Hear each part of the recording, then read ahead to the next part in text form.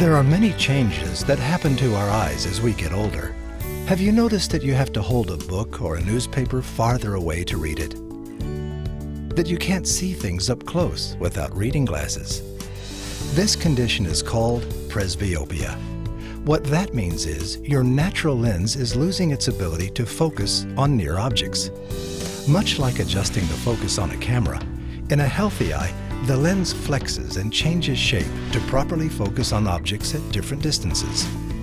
But as your eyes age, the lenses in your eyes lose their flexibility. The result can be diminished up-close vision. Wouldn't it be great if there was a way to correct presbyopia as well as cataracts at the same time? Well, thanks to advances in lens replacement technology, there is.